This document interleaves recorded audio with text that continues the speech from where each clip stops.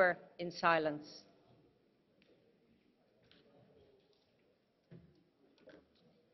Madame la Présidente, Monsieur le Président du Conseil, Monsieur le Commissaire, mes chers collègues, je me réjouis de l'accord intervenu au sein du comité de conciliation aux petites heures du matin, dans la nuit du 17 au 18 novembre, sur le projet de budget 2018. Une nouvelle fois, nous avons pu mesurer l'étroitesse de nos marges de manœuvre dans un cadre budgétaire particulièrement contraint, mais, mes chers collègues, nous avons des motifs de satisfaction que je voudrais vous faire partager. D'abord, la révision à mi-parcours n'est pas une Bible. Chaque discussion budgétaire annuelle nous autorise à remettre l'ouvrage sur le métier. Dit autrement, le Parlement européen garde ses prérogatives de discussion du budget chaque année. En second lieu, nous sommes parvenus à gommer les coupes opérées par le Conseil en rétablissant la majorité des crédits qu'il avait rabotés dans le souci de conserver des marges pour de soi-disant dépenses imprévues, en particulier la prolongation de la facilité budgétaire pour la Turquie, permettant à ce pays d'assurer l'hébergement des réfugiés syriens.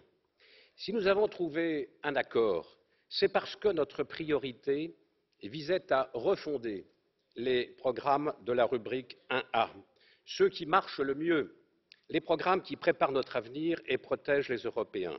Recherche via Horizon 2020, mobilité des jeunes via Erasmus, Erasmus+ et Erasmus Pro, deux programmes qui malheureusement font des frustrations, car nous n'avons pas les moyens de répondre à tous les bons projets de recherche, pas plus qu'à l'ensemble des demandes formulées par les jeunes pour leur mobilité. Également, mécanisme d'interconnexion via Connecting Europe Facility, aide aux PME via le programme COSME. Ces renforcements sont d'autant plus appréciables qu'ils bénéficient, mes chers collègues, d'argent frais. Nous avons pu également compléter les moyens alloués à la sécurité, coopération policière et judiciaire, ainsi qu'à la montée en puissance de la politique d'asile et de la politique de voisinage. Notre devoir est de veiller à la pertinence des dépenses, à leur valeur ajoutée. Nous avons le devoir d'apaiser nos pulsions dépensières. Nous avons ainsi estimé nécessaire de faire des économies en réduisant les crédits consacrés à la préadhésion de la Turquie. Je comprends que certains de nos collègues auraient aimé abonder l'initiative pour l'emploi des jeunes. Qu'il soit clair, mes chers collègues, que nous partageons tous cette volonté de lutter contre le chômage des jeunes, ce scandale qui est un cancer pour notre société.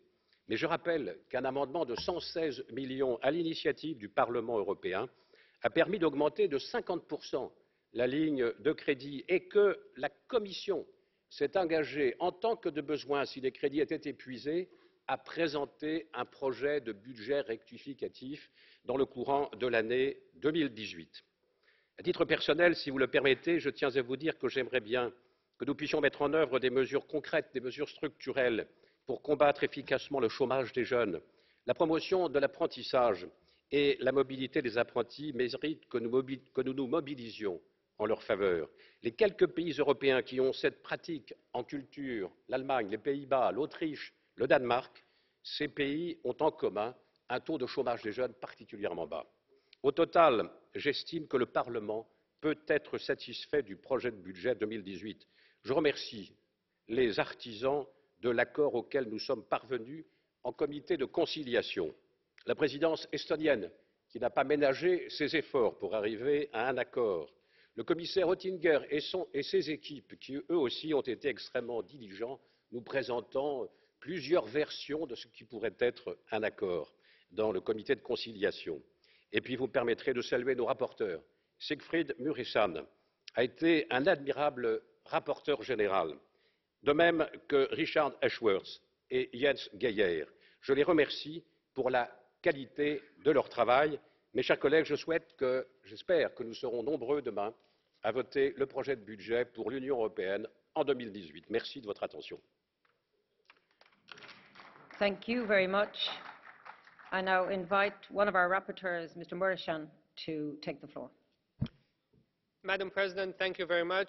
Dear colleagues, on November 18th, after 16 hours of final negotiations, we have managed to agree on the budget of the Union for 2018. The Parliament, the Council and the Commission